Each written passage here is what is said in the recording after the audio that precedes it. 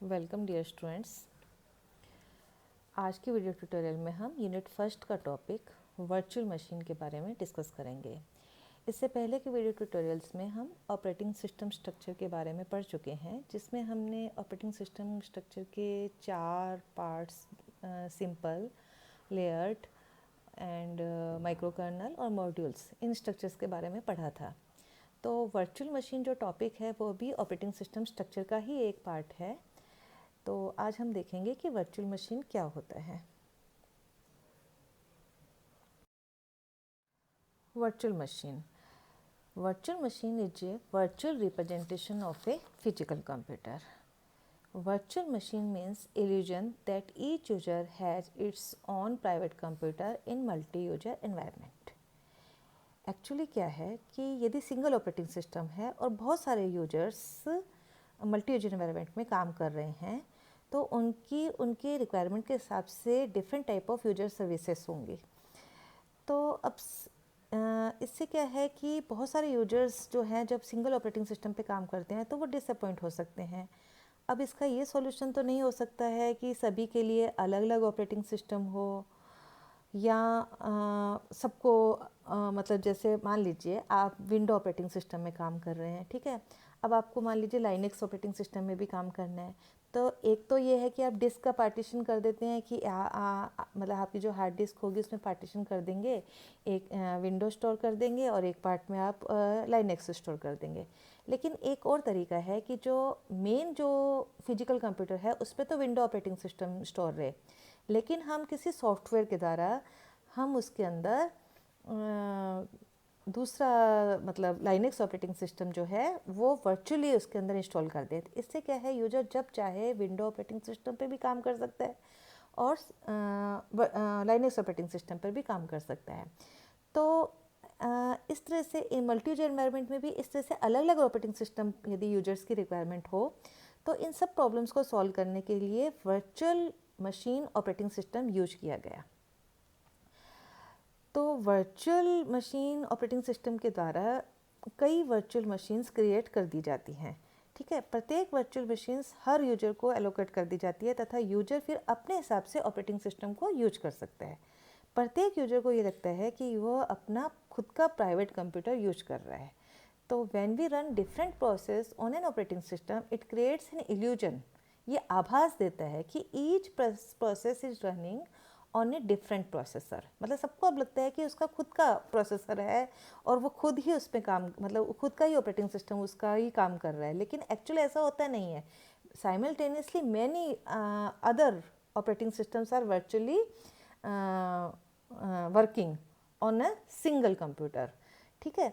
तो virtual machine approaches doesn't provide any additional functionality like system calls, file system etcetera, but it provides an interface that is identical to the underlying hardware.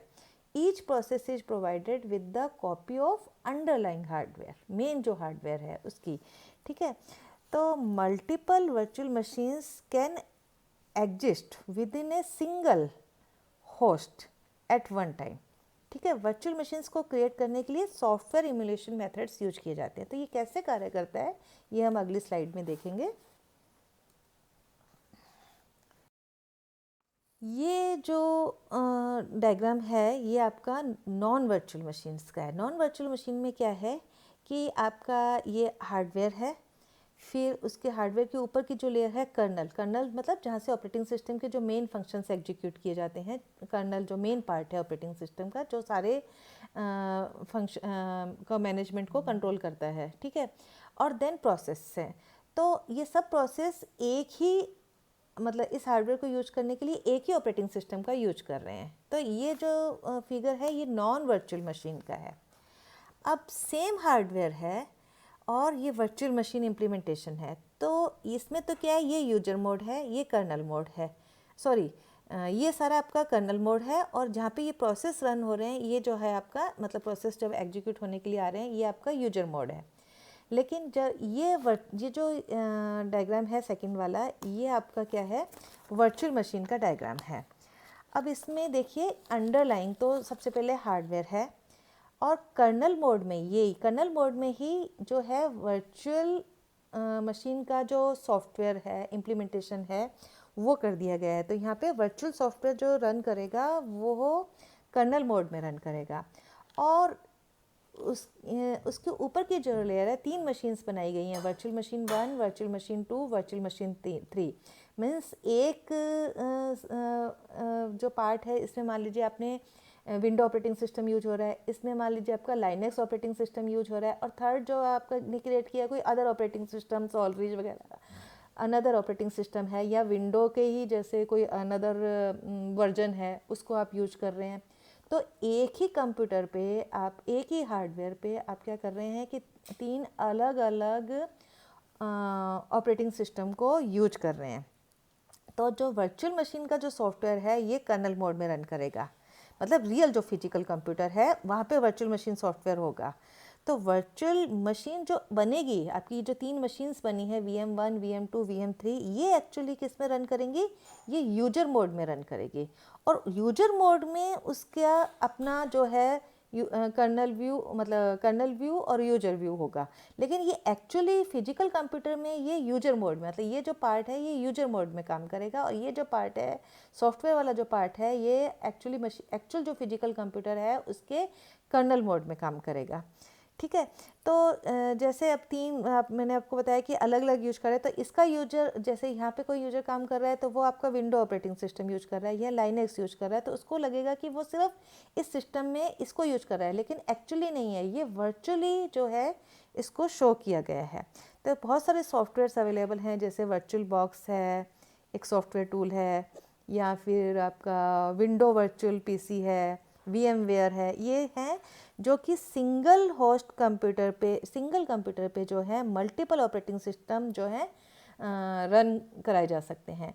तो जो main जो machines है जिस पे ये virtual software install है, इसको तो बोलते हैं होस्ट मशीन। और ये जो मल्टीपल जो ऑपरेटिंग सिस्टम रन करने के लिए जो वर्चुअल मशीन्स बनाई गई हैं, इनको बोलते हैं गेस्ट ऑपरेटिंग सिस्टम। अब हम देखते हैं कि क्या क्या क्या एडवांटेजेज हैं वर्चुअल मशीन्स को यूज करने की। Each virtual machine is completely isolated from other virtual machine. हमने 3 पार्ट्स देखे थे, VM1, VM2, VM3। तो तीनों ही वर्चुअल मशीन्स की डिजाइनिंग सॉफ्टवेयर इस तरह से करता है कि वो एक दूसरे से हमेशा बिल्कुल आइसोलेटेड होती है, उनमें कोई भी किसी भी प्रकार की रिसोर्स शेयरिंग नहीं होती है। मतलब वर्चुअल मशीन 1 है तो वो अपने रिसोर्सेज यूज कर रहा है, उसके रिसोर्सेज सेकंड VM2 के साथ में शेयर नहीं होते, VM2 के रिसोर्सेज VM3 के साथ में शेयर नहीं होते हैं। तो मल्टीपल, और सबसे बड़ा फ़ायदा तो ये है कि इसमें मल्टीपल ऑपरेटिंग सिस्टम, एक से ज़्यादा operating system can exist simultaneously on the same machine and isolated from each other. जैसे अभी हमने लास्ट वाली स्लाइड में देखा कि एक से ज़्यादा ऑपरेटिंग सिस्टम एनवायरनमेंट हम क्रिएट कर रहे हैं सेम मशीन पे using the virtual machine software implementations. Virtual machine can provide an instruction set architecture that differs from real computers. There is no direct sharing of resources, easy maintenance, application provisioning, availability and convenient recovery. ये सब इसके benefits हैं virtual machines के। अब disadvantages क्या हैं? जब बहुत ज़्यादा when multiple virtual machines are simultaneously running on a host computer, then one virtual machines can be affected by other running virtual machines depending on the workload. यदि बहुत ज़्यादा वर्कलोड होगा तो वो एक दूसरे को अफेक्ट कर सकती हैं। सेकेंड है, virtual machines are not as efficient as a real one when accessing the hardware. तो ये एक तरह से इसका एडवांटेजेस भी है और डिसएडवांटेज भी है। एडवांटेज तो ये है कि आप एक से ज़्यादा ऑपरेटिंग सिस्टम यूज कर सकते हैं, ठीक है। लेकिन यदि हम एक ऑपरेटिंग सिस्टम, मतलब एक रियल मशीन पे जो हम जो उसके रिसोर्सेज के फ़ायदे ले सकते हैं वो उतने वर्चुअल मशीन पे एफिशिएंट नहीं होते हैं। तो this is all about for the today's video tutorial. Virtual machines के बारे में पढ़ा। इसके साथ ही आपकी ये यूनिट फर्स्ट जो है ऑपरेटिंग सिस्टम का, ये टॉपिक एकदम क्लोज होता है। इसके सारे टॉपिक्स मैंने अपने वीडियो ट्यूटोरियल के अंदर कवर कर लिए हैं। अब हम नेक्स्ट वीडियो ट्यूटोरियल में यूनिट सेकंड के टॉपिक्स, यूनिट सेकंड के बारे में पढ़ना शुरू करेंगे। Thank you.